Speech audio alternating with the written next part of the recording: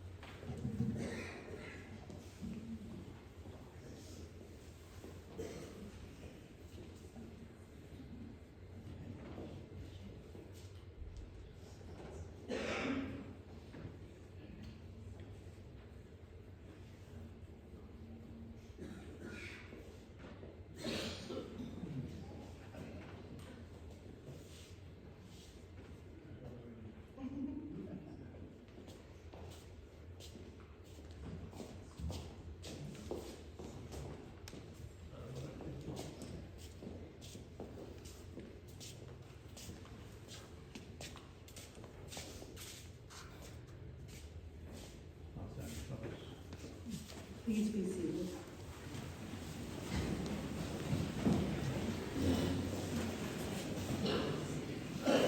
Ladies and gentlemen, residents of St. Elizabeth Village, honored guests, cherished family and team members, and our honored veterans and members of service, thank you so much for joining us today.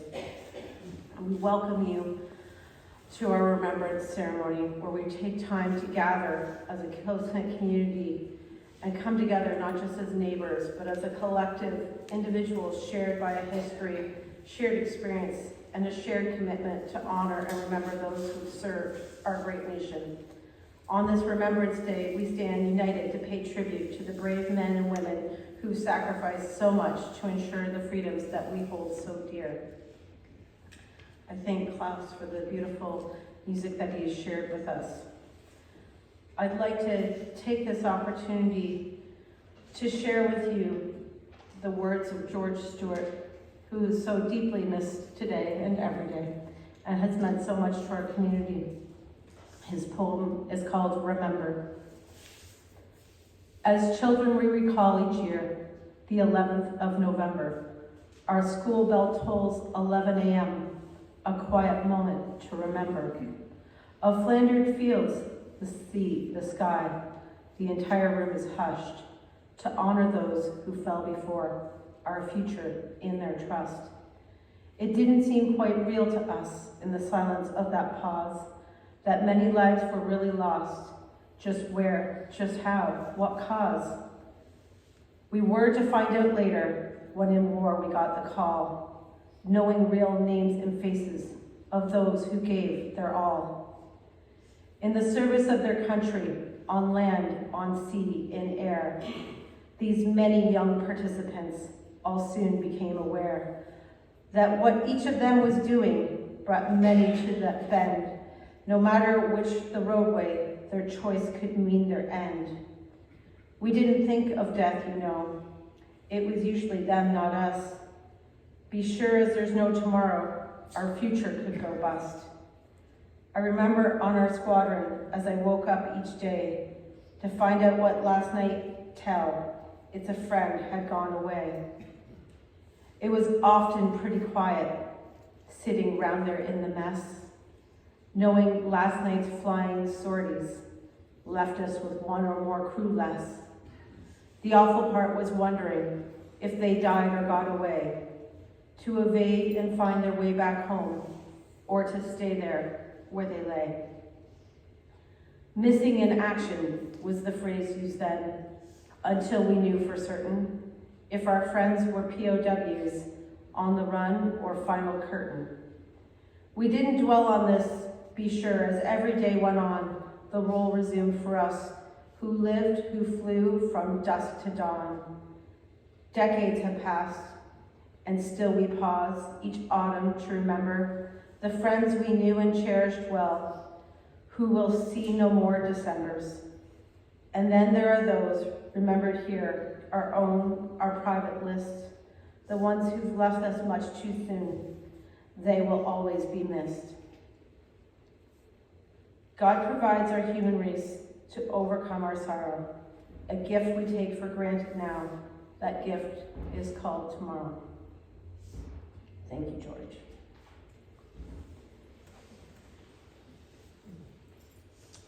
I'll ask Tom to come up and share the act of remembrance.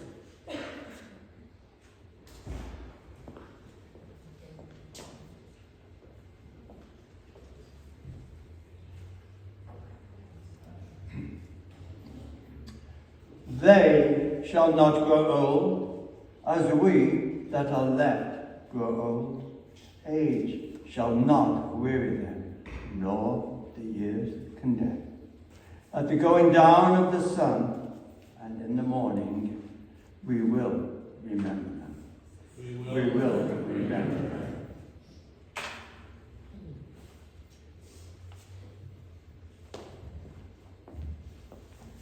I invite Norm to come up and share the commitment to remember.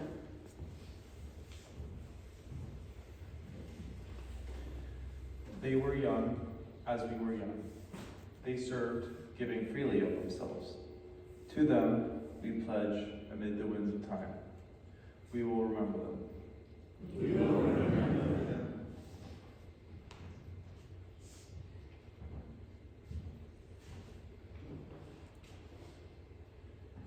Willie will share Amazing Grace with us now.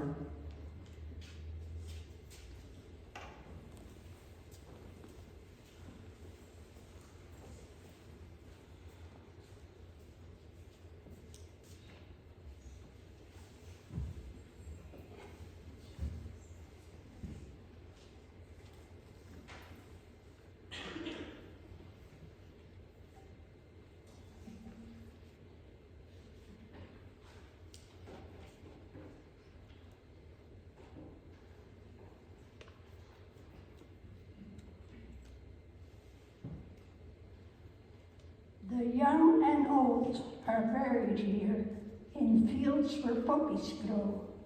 Each flower that blooms means one life lost in Flanders' field of woe. In Flanders' field they fell and died, each mother's son so fine. Where poppies grew, the crosses bloom in regimental line. But other wars have yet been fought. Who knows the reason why? Still more, the poppies bloom and flow, while mothers mourn and cry. Though time and age may weary us as we grow older yet, they stay forever young at heart, and we shall never forget.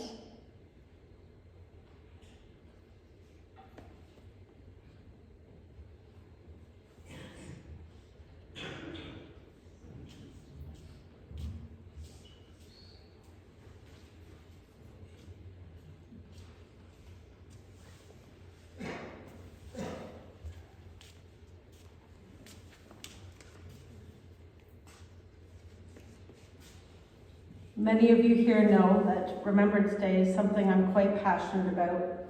I feel strongly about the act of remembering today and every day, but today in particular. I'm fortunate enough to be entrusted with some stories from my family, and I believe it is our duty and our honor to relive those stories and share them with one another so that we can pass down those memories and make sure that we never forget what was fought for and why we are here. So the story of my grandfather, which some of you know, he was a proud veteran of the Second World War who served with distinction in the Queen's Own Cameron Highlanders of Canada. Gerald Francis Peary, born on a dairy farm near Ingersoll, Ontario, to Frank and Evelyn Peary on May 24th, 1912, the third of 5 children. Jerry was a bright and active child. He attended Banner Public School and Ingersoll Collegiate and St. Andrews College, where he served as a cadet and he graduated as a lieutenant. My parents were married in 1943.